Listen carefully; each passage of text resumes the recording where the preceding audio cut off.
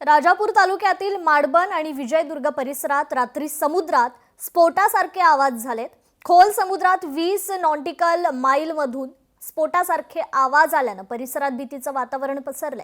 समुद्रातील स्फोटाच्या आवाजाचं गूढ उकलण्यात तटरक्षक आणि पोलीस दलाला यश आले। खोल समुद्रातून जाणाऱ्या टग म्हणजेच मोठ्या बोटीवरून सिग्नल पिस्टल फायर केल्याने हे आवाज आले होते। पोलीस अधीक्षक नितीन बगाटे यांनी ही माहिती दिली आहे।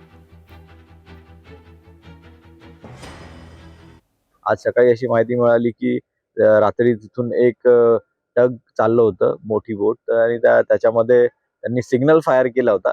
त्या सिग्नल त्यांनी 3-4 वेळेस फायर केला, तो त्याचा आवाज होता। तिथल्या मच्छीमार बांधवांना चुकून असं वाटलं की तिथे काहीतरी मिसाईल वगैरे फायर झाली, तर ती चुकीची माहिती त्यांनी पसरवली होती। आज सकाळी कन्फर्म केलेल्या कोस्ट गार्डच्या सूत्रानुसार तिथे ते सिग्नल फायर केलेला होता त्या एका टगनी, तर बाकी काही चिंतेची बाब नाही। लोकशाही मराठी ऐका, पहा, जागरूक रहा।